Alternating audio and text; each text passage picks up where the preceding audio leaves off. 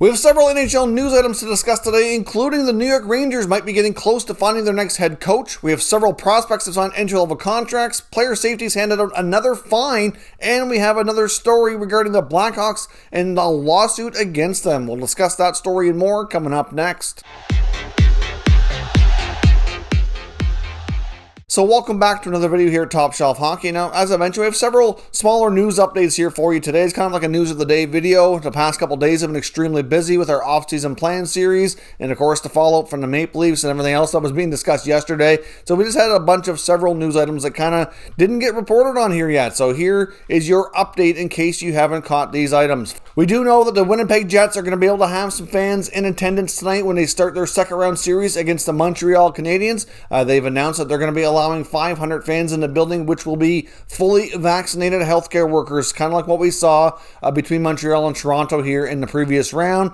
So obviously that's a good positive sign, good gesture by the Manitoba government to allow some fans in. And of course, I'm sure the Jets will appreciate having the fan support in the building as well. So I hope that can continue on. They've confirmed that for games 1 and 2, and I believe that the Montreal side of things in games 3 and 4, they're going to be able to continue with what they did in the last round as well. So there should be at least some fans the whole way through, with the hope that maybe as the series goes on, they might be able to increase the number of fans coming into the building. So that's great news on that front.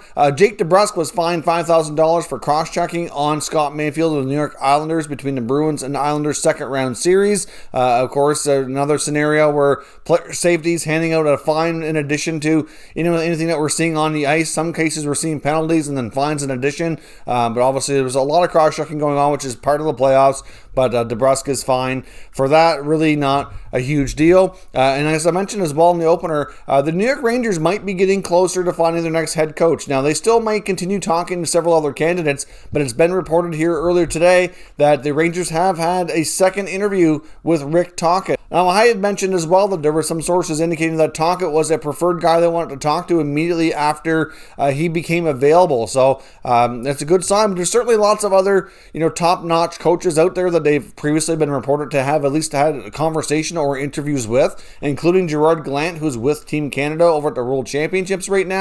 I would be surprised if they do make a quick decision. I think they'll continue to take their time here and continue to have more conversations. I wouldn't be surprised if they had another conversation with Gerard Gallant when he returns from the World Championships, but we'll see. Obviously, I don't know if we can really peg Tocchet as the front runner, but the fact that it's the only candidate right now we've had reports on getting a second interview, being promising on his behalf. Now, as I mentioned as well, the NHL announced the finalists for the Vezina Trophy for the top goaltender in the NHL. No real big surprises here, but there's certainly a couple of other goalies that could have been included in this conversation. But of course, it really boils down to the ballots and how the votes were cast. The finalists are Marc-Andre Fleury of the Vegas Golden Knights, which surprisingly is the first time in his NHL career that he's actually made the ballot to be on the finalists here for the Vezina. I mean, considering how good he's been his whole career, he's certainly going to be going down as likely a Hall of Fame goaltender. It's amazing to think that he's never been on the ballot here, but obviously that's good news for him. And then you get Andrei Vasilevsky, who I think a lot of people kind of peg as the favorite, but I wouldn't be shocked if Fleury won, to be completely honest. I think he had just as good a year. And then, of course, you also have Philip Grubauer of the Colorado Avalanche. Of course, all three of those goalies are still competing in the Stanley Cup playoffs. Of course, the playoffs don't have any bearing on who wins and all that because the votes are already put through before the playoffs get underway here, but still, like, Grubauer had an awesome season. I think there's a few other goalies around the league, like Semyon Varlamov and maybe UC Saros, that certainly deserve to be in that conversation as well, and they're probably guys that are going to finish 4th and 5th in the balloting, but obviously some great goalies there, and we'll find out later on who actually wins. We'll get more announcements here on other award finalists as the playoffs continue on here. We'll have some more information, I think, pretty much on a daily basis as we go through this week until we're all wrapped up and we have all the nominees announced. Now, some signings to announce here. First one that's going to Europe, and that's Jacob de la Rose, who's a restricted free agent from the St. Louis Blues, is not going to be signing with the Blues and staying in the NHL. I'm not quite sure what their plans were going to be for him, if they wanted him to stay and sign. He's heading to Europe and signed a 3-year contract to play back in Sweden, so he'll he'll head over. Now, the Blues can still retain his rights, so if he wants to make an NHL return down the road, they will have first dibs on signing him to a contract, and they can trade his rights if not. But either way, it's probably for the best for him. I don't really know if he's, a full-time NHLer at this point. He's kind of a fringe player. It might be best for his career to head back to Europe here for right now. One quick re-signing here as well. The Florida Panthers have re-upped defenseman Kevin Connaughton on a 1-year, 2-way contract at league minimum salary here as well. Now on to the prospects that have signed contracts. The reason we saw a bit of a flurry here of contracts getting signed is that yesterday was the deadline for 2019 NHL draft players to get their ELCs on the books here before they'd have an opportunity to re-enter the draft or become free agents. So obviously that was a big part in some of these guys getting their contracts done up here. So take a look at who's got their contracts here. The Vegas Golden Knights signed 2019 5th-round pick Mason Primo. Mason Primo did play some games this year with the Vegas affiliate in Henderson in the American Hockey League, obviously due to the fact that his junior team wasn't in action. Of course, Mason Primo does have some NHL roots. So, of course, his dad is Wayne Primo, who had a long-time NHL career. And, of course,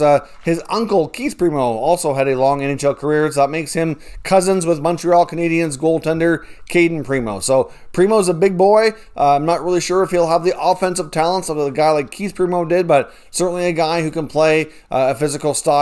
And we'll see what his future holds here with Vegas. The Ottawa Senators have signed Victor Lodin, who's a 21-year-old 2019 draft pick that they selected in the 4th round. Because he's a little bit older, he gets a 2-year entry-level contract. Of course, he's been playing in Sweden for the last few years, so another good-looking prospect there for the Sens. The Vancouver Canucks have signed 2019 6th-round selection Karel Plasek. I'm not sure if I'm pronouncing his name correctly, but that's the best I can see of how it's pronounced here. But he is a winger from the Czech Republic, so we'll see what his future holds with Vancouver. Not sure if he's making the jump to North America for the upcoming season in the fall. The St. Louis Blues have signed 2019 5th-round selection and center iceman Kian Washkarak. He was drafted from the Ontario Hockey League, but since they weren't playing this year, he did have a chance to go over and play in Slovakia. So he'll join the Blues here on their entry-level contract. The Nashville Predators have signed a 7th-round pick from 2019, Juuso Parssinen. Parssinen has seemed to have good development here since being drafted. He did play for the Finns at the World Junior Championships this past year. He had a pretty solid season playing in Liga, so another decent prospect there for the Predators.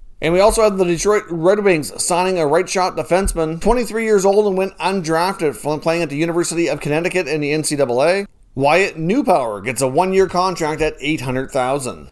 Now, as I mentioned as well, the last story I want to touch on here quickly is the Chicago Blackhawks are being sued, and they're being sued by a former high school hockey player in Michigan. What is being alleged here is that a former Chicago Blackhawks assistant coach, who was their video coach, Brad Aldrich, was given a good reference from the Blackhawks organization when he became a high school coach. And what is being alleged against Aldrich is that he was given a good reference, even though the Blackhawks were aware of the fact that he was considered a sexual predator, is what the victim here is alleging against Aldrich. So Aldrich was a video coach for the Blackhawks for a number of years. Now there's also a former NHL player who played for the Blackhawks and was a member of their 2010 Stanley Cup championship team, who's remaining anonymous here, has gone public as well, indicating that he himself had some inappropriate dealings with Aldrich during his time in Chicago. I'm not going to go into the fine details of what exactly he was alleging because it's kind of disturbing and very graphic, but I will put a link to the story here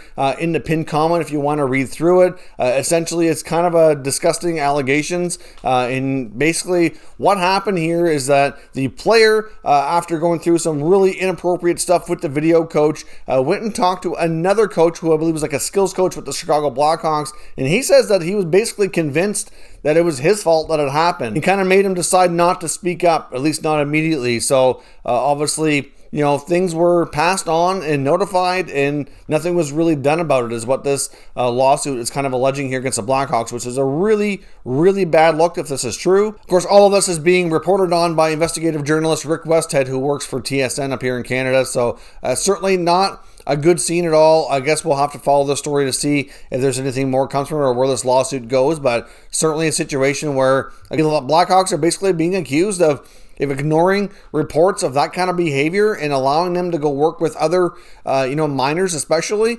and then obviously he's reoffended and hurt other people, which is, something you do not want to see. So we'll have to follow this story to see what comes from it. Full thoughts of this whole process is really not good and kind of disgusting, and we'll see what comes from it. But of course, everybody's, not really considered guilty until things are proven in court. So we'll see what happens. That's all your news for now. Of course, today is the NHL Draft Lottery Day, so there will be another video coming out here shortly on the draft lottery to get ready for tonight. And of course, there'll be more content coming out later reacting to what actually happened. So stay tuned for that later today. Thank you very much for watching, and I'll catch you next time.